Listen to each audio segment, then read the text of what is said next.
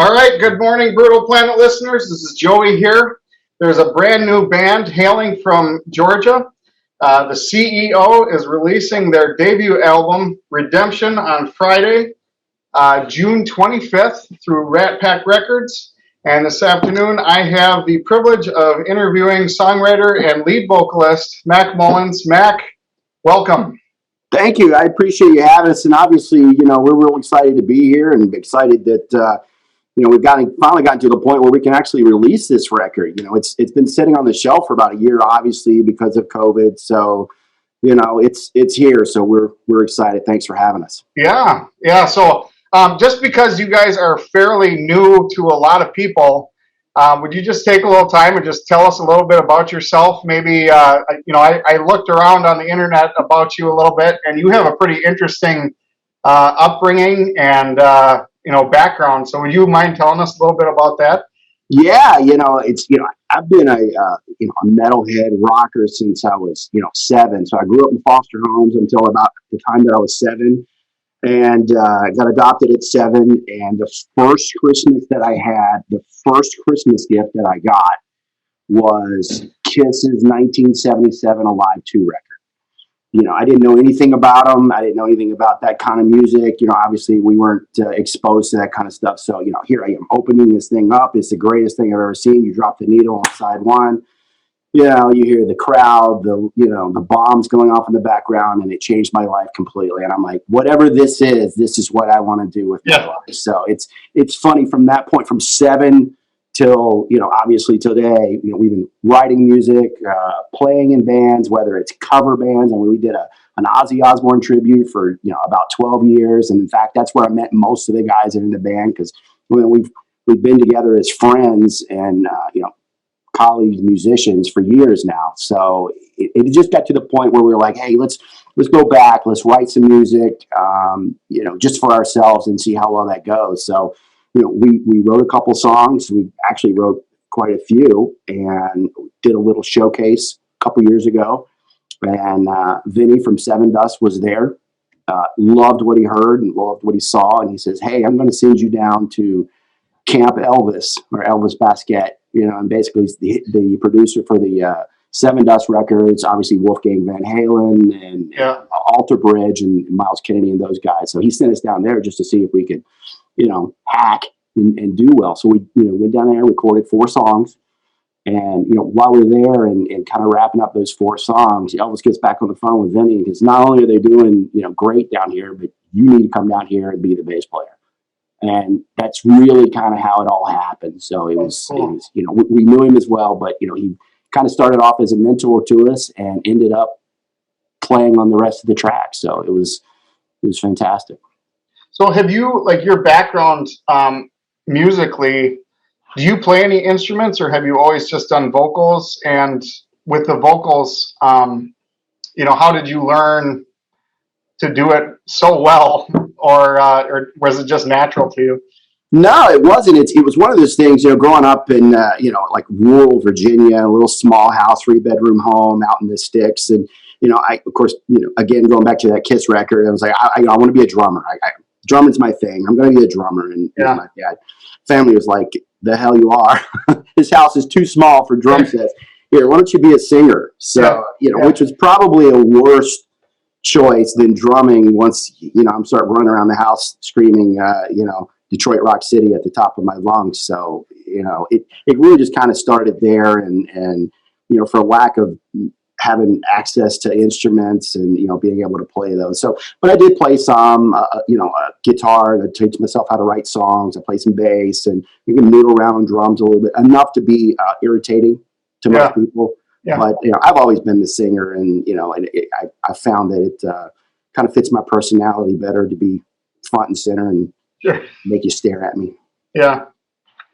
So did you have vocal lessons like later on in life, or was that? I did. When the whole '80s thing was happening, you may remember this, but back then everybody wanted to sound like Robert Plant or Sebastian Bach, or what have you. These really big, high pitched voices, and so I spent a lot of time trying to train myself to get those screams and those really high pitched thing. And then we all had the really big, beautiful hair and that kind of thing. And then course, 91, 92 hit, and all of that went out the window. So Right. we took lessons early on, and then from that point, it was just a matter of, okay, accepting who you are. This is who we are. This is what we sound like. This is the kind of music that we write, and just kind of working on that and perfecting it. So Yeah.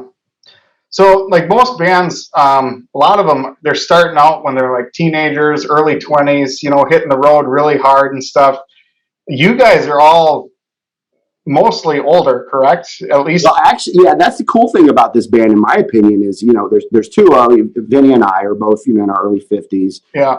Our drummer's in his 30s, and the two guitar players are in their 20s. So you can Okay. imagine the influence and the input Right. when you go to write songs. You got a couple of guys that are into Periphery and Sugar, and in bands like that. Yeah. Some of the more current, more modern stuff. And then you got some folks that are into Pantera, and then of course Vinny and I grew up on Kiss and Van Halen and that kind of thing. So we kind of come at it, and you may or may not hear it in the music, but I think it's got a good blend of Right. some of the modern elements to it, and Yep. then still got the hooks and the big choruses and Yep. some melody to it. So I really think it's just a blend of the different age groups, if you would. Yeah, I noticed that when I was listening to the album, it was just like you guys are all coming from like different backgrounds, different ages, probably different musical tastes, and you're all Yeah. coming together in this like melting pot, and Yeah. and just making something incredible. So I love the album. It's been playing nonstop for the last few days here, and I was really excited to talk to you about this. So Good, and that's the one thing that a lot of people will tell you when they put out their debut record is the first one is usually finding yourself, finding your sound, finding a formula that works. Yep. What really works well for the band. Writing songs is not a problem with this group. In fact, we probably went down to the studio with 30 or 40 songs. Obviously, ended up with 13. yeah, We started writing the second record during the COVID thing, and we've got plenty of songs there. But it's really finding, okay, this is your sound. This works well. These guys are writing music with my vocals in mind now in the way that I do things. So there's some there's a little something for everybody on this record, and I think that now that we've got a good formula, we know it works, and so we're using that to really kind of grow the second record, if you would. yeah. It's funny you mentioned that because when I did the review of the album for Brutal Planet, I said that, and like it normally takes bands an album or two to kind of find their fit or their rhythm or their sound. And you guys, with the experience that you all have, the talent that you guys obviously have, you just kind of come in and you're just starting out from a very mature standpoint. So Wow. it was really refreshing to hear that on a debut album. Just the sound. So Have I seen that review? Is that published yet? I'd love to see it. yeah, it hasn't been published yet. So Okay, cool. Yeah, I think we usually publish it like a week or so before the release. got it. Okay, cool. Well, great. I'm glad to hear the feedback. Yeah. Read it, so that'd be great. So one thing I like to do, especially when I'm talking to the vocalist or lyricist, can I ask you about songs and the Please, yeah, lyrical meaning absolutely. and stuff like that?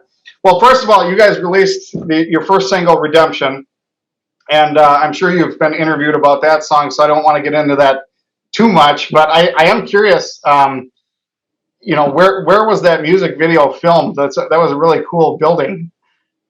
Well, it's funny. It was one of those things where we were all set to shoot it at a friend's airplane hangar. He's got an amazing jet, and we were just going to kind of play off of that a little bit, do it in his hangar. But at the 11th hour, we couldn't get that done, so we were like kind of scrambling. And my wife's one of her best friends has this amazing home that it's been on a lot of rap videos and world star hip hop and that type of thing. So it was kind of different for a rock band to show up, but the place is amazing. She was super cool, and we had the best time there. I'm telling you, it looked like an absolutely beautiful house. Yeah, it's crazy. It's here in Atlanta, and there's parts of that home that I'm telling you, it's like it's a fun house. It's great. Yeah.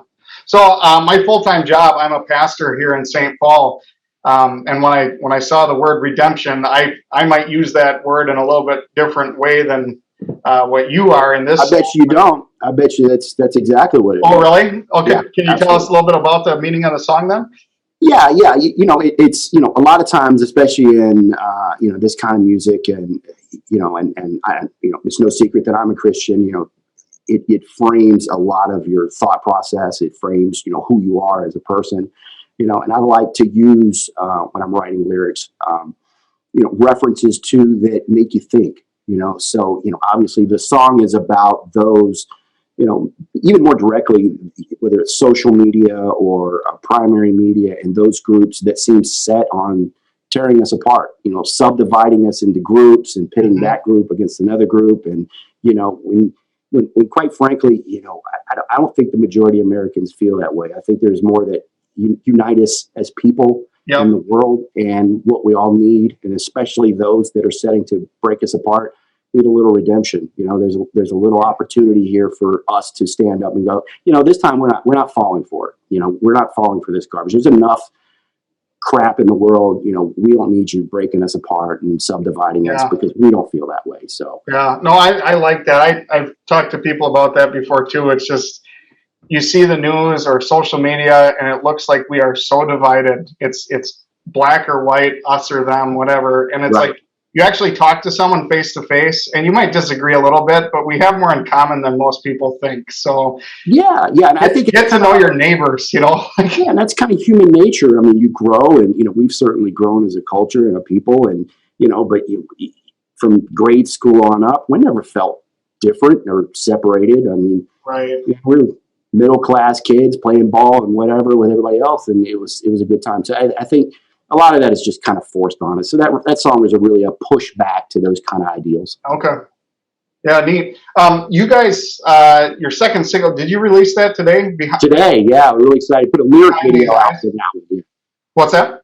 Yes, we put a lyric video out for that one. Okay, I thought you were releasing it today, and I looked early this morning, and it wasn't out yet. So it was noon Eastern time, so it is out right now. So okay. So listeners, check that out. It'll be out now. So, but tell us about that song, "Behind These Eyes."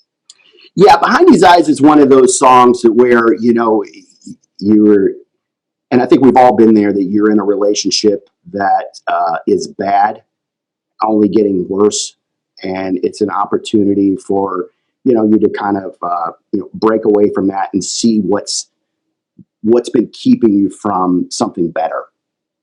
So even though you wanted something at that time, you wanted that person, or you wanted that job, and whether it's God or you or whomever, that it kind of keeps you from getting what you want, just to show you that there's something better behind that thing. So yeah, you got to go through a little heartbreak, a little a little strife, if you would. But once you get past that and have a little faith, then it reveals itself that there's a bigger plan and something better for you behind it. So I try to teach that to my kids all the time.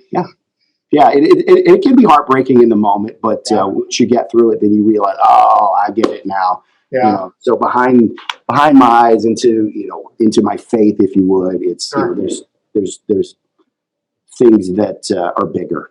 Yeah. No, that's a good message. I think too easily we'll settle on things. So that's a good message. Yeah, fact. Yeah. So okay, now I want to get into a little bit more detail on some of these other songs, because probably my favorite song on the whole album is "Black Hearts." No, great. And I'm normally the guy that likes the heavier stuff, but that song I really enjoyed that one. It's more of the ballad on the record, I suppose. Right. Can you tell us about the lyrical meaning on that? Well, that song has got a great little story behind it, because it almost didn't happen. The good thing about the CEO is everybody in the band writes music. So, they're constantly pitching ideas to the band, or, the little demos and that kind of thing. So this one came to me from Chase, our guitar player, who works with another guy who they're both songwriters together, and they had written this song for Nashville. For the country music artists that they know up there and that they were working with. It was a completely different lyric set, and the music was a little different, but it was a country song. So he sent it over to me, and I was like, hey, it's a cool song, but thanks, but no thanks. I don't think it really kind of fits what it is that we're doing. I don't think the lyric content kind of works for us, but, it's a cool song. Good luck with it in Nashville. Well, Elvis, the producer, heard it and said, we're doing that song. And he told me that the night before we recorded it. So I'm like, Oh, wow. I had no lyrics for it. I had no idea what to do with it because I threw it away. Yeah. And then he calls me and says, "Hey, we're doing that song tomorrow. Bring me your ideas." So that night I had to sit there and pin Black Hearts. Wow. And and then obviously you got what you hear today. And, again, that was another one of those, relationship songs where, again, it's always been bad, headed towards worse. And, having the courage to step away from it. Yeah. So you said Chase was the one that wrote it? Chase wrote that one. Yeah. Okay. Yeah. I liked it too because it was 6/8 time signature, a little bit more of a swing. Yeah, exactly. But, so you can see where the country would play into it. What's that? You can see where the country music would play into it. Oh, absolutely. Kind of got that feel. Now, if you go back and listen to it, you see where it would be like, oh yeah, I could see that. Yeah, yeah. But I thought it was great. You got these, a few heavy songs starting out the record, and then you get Black Hearts, and it just like, wow, this is really cool. And a little bit of that old school, right? It's always that one ballad on the album. Yep. And I was playing it last night when we were making dinner, and my wife didn't know the words, but she's kind of humming along harmony to it. So if you ever redo it and need someone to do harmony, let me know. I got outstanding. Good. I love it. Yeah, she was enjoying it. So another one I want to ask you about, Beginning and the End. I love that one. That's been playing quite a bit too. Yeah, it's funny because we've done quite a few of these so far, and you'll see that there's a consistency to what people. This is their favorites. Everybody almost always mentions Black Hearts, but no one ever mentions that song. So tell me what you like about that song. What kind of hits you about it? I don't know. I couldn't get it out of my head, and I'm not a super. I don't have the lyrics in front of me either, so it was hard to hear all of them. But it was just, there was something about it that just drew me to. This is what life is, and what you're living in between. Birth and death, and what's important in that time. See, you nailed it. That's it. Perfect. And that was another one of those songs that they sent me at the 11th hour, and it was great music, and I had nothing in cue on it. I mean, I really didn't. And so I just started singing a melody, and I just kept coming back to that line, life is between the beginning and the end, Mm-hmm. So that just, I kept playing with that idea and how to formulate that piece of it. So it's cool that you like that, you picked up on that piece, because that's exactly what it means. It's like, you're not here forever. Enjoy it while you can. There is something beyond, in my opinion, the end, but it's what you make it in between. Yep. Yeah. What's that line from that Gladiator movie? What you do in life echoes in eternity. Yeah, exactly. Yeah, exactly. Yeah. Perfect. So, all right, really deep cut here. Alone and Dead. Alone and Dead. I love that story behind that one. I put that song, it's funny, the last track in the album, because it's like anything else. There's a psychology to the flow of music, especially these days with streaming. If you don't grab them right away, then you'll probably end up losing them. They usually only listens to the first, 5 to 10 seconds of each song. If it didn't hit them, they move on. Right. Well, this song, I initially when I liked it, but it felt like a throwaway to me initially. And the more I listened to it, the higher it went on my ranking of the songs that I liked it, because it was just the flow was really cool. It was written by guitarist Billy McCullough, who's a friend of ours. He wrote the music, sent it over to us, and of course the band did it. But again, it was that period of time in my life where you're transitioning in relationships, and especially one with a narcissist. And if anybody's ever dealt with a true narcissist in their life, they know what that transition out of the relationship is like, and you feel at that time alone and dead. But again, we want to twist it at the end. You're not. It's going to be fine. And life on the other side of that alone and dead is not. Yeah. So you must write a lot of your lyrics from past relationships and things that you've learned from that? Relationships, what's going on in the world, things that you've experienced. I mean, it would be real hard for me to write, Hall of the Mountain King or some Iron Maiden song, because I'm just not that creative. I mean, I'm good at, storytelling songs, and I'm like, I'm terrible at storytelling songs, but I have to lean on things that are true and things that I know in my experiences, or via someone else that I know. So it was like maybe they experienced it and you watched it.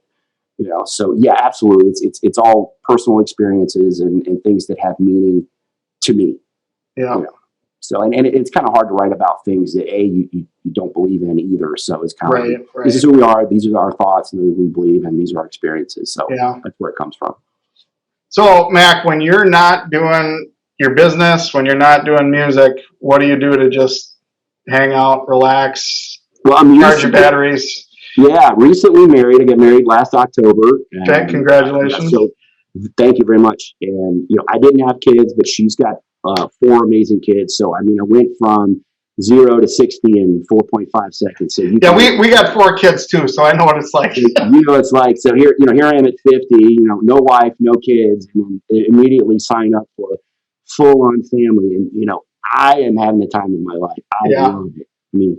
Kids great, wife's great, the whole family thing. We got a dog, and it's as cool as I ever thought it could be. And probably more than that. So I'm really having a great time being married, being a stepdad, and everything that comes with that. And of course, you got the music on top of it and work. So my life is crazy full and blessed beyond compare.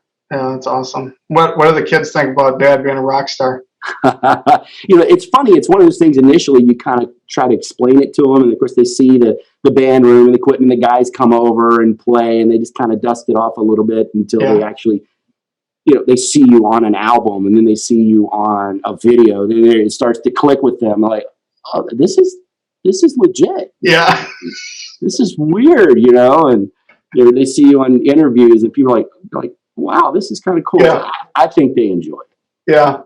No, I was laughing. I was telling my mom the other day, like when I was growing up, and she found a Metallica cassette in my underwear drawer, and I got in so much trouble and all that stuff. And it was like when we were young, we rebelled by listening to heavy metal. Right. And I think kids nowadays are going to rebel against their heavy metal parents and like listen to classical or something like that. It's just totally different. Yeah, I know it's weird. They don't necessarily get it, but I think they think it's cool. So yeah. Are your kids getting into music and stuff themselves, learning instruments or anything? Or it's funny. I got 2 of my kids are twins. Okay, and they're amazing. But one of them is like really drawn to it. She'll go downstairs and sit there and play drums and whatever. So she's super talented, and they're all super talented in their own right. But she's seems to be the one that's kind of gravitating to it and that kind of thing. So yeah, well, we have fun with it. The next CEO record, you got to get her to play something in the background on one of the songs or something. I like it when bands. I'm going to play this interview to her, so there you go, hear directly from you, so she'll jump in on it. There you go. That'd be awesome. Yeah. So tour plans this summer. You guys hitting any festivals? Are you doing any little tours or? Well, that's the hope. Obviously, the Seven Dust record came out before ours, and they've been on stall just like everybody else. Yeah. So we're cutting those guys loose June, July, August, and a little into September. So we'll wait for Vinny to come home and get off the road with those guys. And once they do, then we'll do our thing. You can imagine with a new act and a solo album, we're going to be an opener. So you've got to wait for these acts to go out there and something that fits well with you. One that you can work around your work schedule. Right. But we'll do weekends, we'll do festivals. Yeah. And if something cool comes along, we can kind of go out and do that, then we'll definitely do it. But I was wondering, do you have a job that you can do on the road now? Like especially post-COVID like this, or? Yes and no. We took some time off to go down to the studio. We were able to work from, down the studio where we're recording. So, there's going to be some opportunities, for me to do that. But, I can't go for like 3 or 4 months at a time. Oh, right. But, especially like, again, when you're an opening act, and a lot of times you're paying to play. You're paying to get on a bill with somebody like that. Right. Or get some exposure. And, it's kind of hard to quit your moneymaker and, go play rock star for a weekend. So we'll work around it. Yeah. We're a ways from Georgia, but I hope you guys can get up to Minnesota sometime. It would be great to have you up here. Yeah, absolutely love it up there. So I agree. Yeah. Oh, you've been up here before? Oh yeah, several times. So I'm a big Falcons fan, and you probably a Vikings fan, but we've been. No, actually, I'm from Wisconsin. We just moved here 3 years ago, so I'm a Packer fan. There you go. Okay. Yeah. Yeah. No, I'm trying to minister to these people. I imagine it's a tough sell. Yeah. So, any last comments for Brutal Planet listeners?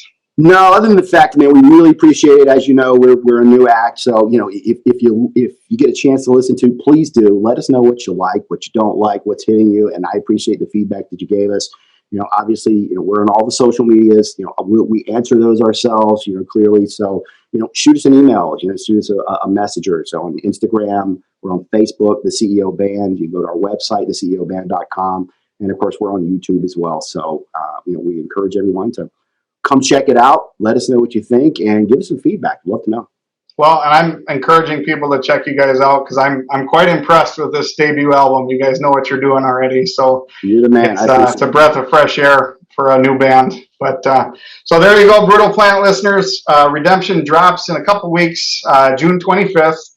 It's an incredible album.